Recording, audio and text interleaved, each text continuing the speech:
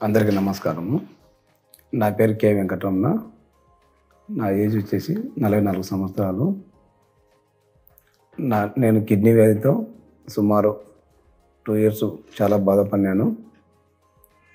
Kidney వ్యాధి వచ్చిన తర్వాత ఎన్నో హాస్పిటల్ కూడా తిరిగాను. నాది నంద్యాల స్వగ్రామము.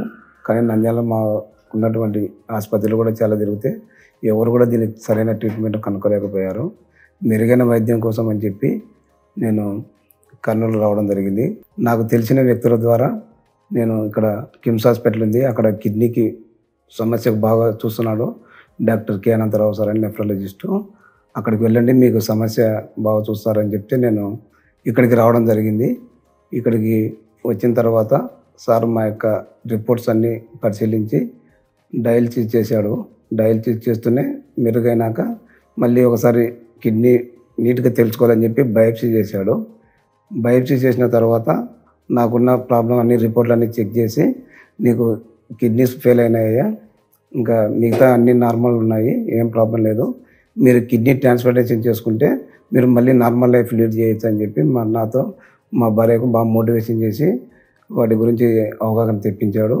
మేము కూడా ఆలోచించుకొని మా భార్య ముందుకు వచ్చింది కిడ్నీ ఇవ్వడానికి. మేము కిడ్నీ మార్చుకున్నాము. ఇప్పటికి 4 సంవత్సరాలు అవుతుంది. మేమంతా ఆరోగ్యంగా ఉన్నాము, మాకు ఎలాంటి ప్రాబ్లం లేదు. మా భార్య కూడా ఆరోగ్యంగా ఉంది, అన్నీ నార్మల్ ఉన్నాయి. మాకు ఇంత మంచిగా ట్రీట్మెంట్ ఇచ్చి మోటివేషన్ చేసిన KIMS hospital nephrologist K Anantha Rao sir గారికి మా హృదయపూర్వక ధన్యవాదాలు తెలుపుకుంటున్నాను. అలాగే మా భార్య కూడా మాట్లాడుతుందండి, నాకు కిడ్నీ ఇచ్చిన డోనర్. అందరికీ నమస్కారం. నా పేరు కె సుబ్బలక్ష్మి. మా ఆయన డయాలసిస్లో ఉన్నప్పుడు చాలా ఇబ్బంది పడేవాడు.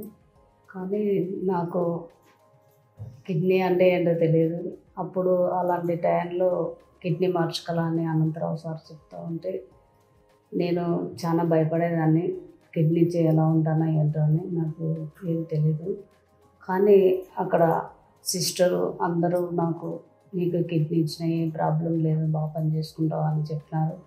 కానీ నాకు అలాగే బాగా పనిచేసుకుంటున్నాను. ఇంట్లో కుటుంబాన్ని మొత్తానికి పనిచేసుకుంటున్నా. ఎలాంటి ప్రాబ్లం ఏముండదు. ఎవరైనా ఇవ్వాలనుకున్న వాళ్ళు ముందరికి వచ్చి డాక్టర్తో బాడీ చెకప్ చేయించుకొని ఇచ్చుకోండి. ఏ ప్రాబ్లం ఉండదు. పేషెంట్ బాగానే ఉంటాడు, మనము బాగానే ఉంటాం ఇచ్చిన వాళ్ళము. అందరికీ థ్యాంక్స్. నమస్తే.